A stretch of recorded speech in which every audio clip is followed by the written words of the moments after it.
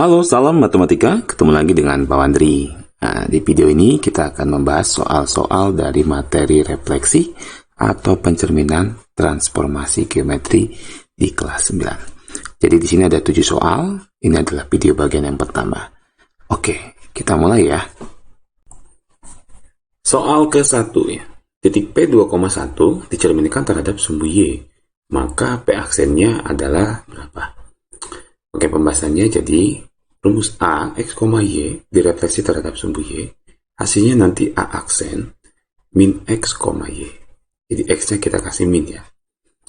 Jadi 2,1 titik P ini hasilnya nanti P aksen min 2,1. Mudah ya. Di opsi C. Oke, lanjut ke soal yang kedua. Titik B 3,2 dicerminkan terhadap sumbu X. Maka B aksennya adalah oke. Jadi kita ambil rumusnya AX, Y direfleksikan terhadap sumbu X. Nanti bayangannya A aksen X, min Y. Jadi Y-nya dikasih min ya. Nah, jadi di sini B 3,2 hasil B aksennya jadi 3, min 2. Oke, berarti jawabannya adalah opsi D. Mudah ya. Oke, lanjut ke soal yang ketiga. Titik min 4,2. Oke, ini titik min 4,2 direfleksikan terhadap garis Y sama dengan min X. Koordinat titik bayangannya adalah berapa? Oke, pembahasannya. Jadi, untuk rumus AX, Y direfleksi terhadap Y sama dengan min X. Ini bayangannya A aksen adalah min Y, min X. Jadi, semuanya diberikan min, lalu kita balik. Nah, jadi di sini titik min 4,2 hasil bayangannya oleh pencerminan Y sama dengan min X. Itu hasilnya, jadi kita balik dulu nih. 2, min 4, lalu kita kasih min masing-masing. 2-nya dikasih min, jadi min 2. Min 4 dikasih min, jadi positif. Jadi min 2,4. Di sini berarti jawabannya adalah opsi B. Oke, lanjut ya. Soal keempat. Jika titik Q 7,5 dicerminkan terhadap garis X sama dengan 3, maka koordinat titik bayangannya adalah berapa? Oke, untuk rumus AX, Y direfleksi terhadap garis X sama dengan H. Jadi bilangan apapun, maka bayangan atau A aksennya adalah menggunakan rumus 2H min X, Y. Jadi X-nya yang berubah. Oke ya. Nah, jadi di sini Q 7,5 direfleksi terhadap X sama dengan 3, maka di sini angka 5 atau sumbu Y-nya tidak berubah. Yang kita rubah adalah sumbu X-nya. Menggunakan 2H min X, maka 2 H-nya di sini 3. 2 kali 3 kurangi X-nya adalah 7. 2 kali 3 kurangi 7. Dapat negatif 1. Sehingga Q aksennya negatif 1,5 atau min 1,5. Di sini jawabannya adalah opsi ya C. Oke, lanjut ya. Soal kelima. Bayangan titik P negatif 4,5 atau min 4,5 oleh refleksi garis Y sama dengan min X dilanjutkan dengan refleksi terhadap garis X sama dengan 2 adalah apa? Nah, di sini Pak Wandri mau jelaskan dulu bahwa soal ini kita hanya perlu merefleksikan 2 kali. Jadi, nanti kita hasilkan dengan 2 kali. Nah, yang pertama, ini refleksi dengan Y sama dengan min X. Oke, kita ingat rumusnya yang tadi ya. Jadi kalau refleksi Y sama dengan min X, AX, Y-nya menjadi A aksen min Y, min X, ya kan? Nah, oke. Jadi di sini P min 4,5 direfleksi terhadap Y sama dengan min X. Berarti kita balik, lalu kita kasih negatif masing-masing. Di sini berarti 5-nya diberikan negatif, jadi min 5. Min 4-nya dikasih negatif, jadi positif 4. Oke.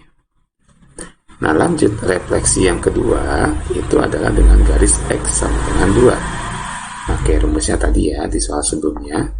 Jadi kita gunakan rumus 2H min X, Y. Jadi Y-nya tidak berubah. Oke ya. Jadi di sini kita lanjutkan ya.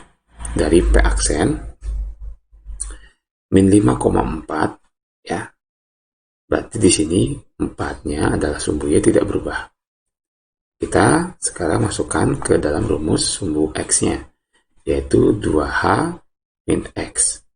Berarti 2 kali hanya 2, kurangi X-nya adalah min 5. Jadi 2 kali 2 kurangi min 5. Ini dapat 4, 4 ditambah 5 ya, jadi 9. Jadi P double aksen atau bayangan kedua adalah 9,4. Oke.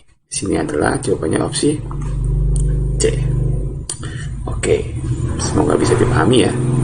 Lanjut ke soal yang ke-6. Nah, ini setipe dengan soal yang ke-5 tadi. Bayangan dari titik A min 3,2 yang direfleksikan terhadap garis X sama dengan min 2. Dilanjutkan terhadap garis Y sama dengan 3 adalah berapa? Oke, ini seperti yang tadi, bahwa kita hanya perlu merefleksi 2 kali. Oke, begitu ya. Yang pertama adalah refleksi terhadap garis X sama dengan H. Di sini, ya. Jadi, kita ambil rumusnya lagi ya, mengingatkan lagi, bahwa X, Y, A-nya, gitu ya, maka A aksen, X-nya yang berubah. 2H min X. Y-nya tetap ya, di koma Y. Oke, maka A min 3,2 direfleksi terhadap garis X sama dengan min 2. 2 di sini sumbu Y tetap ya. Di sini tetap.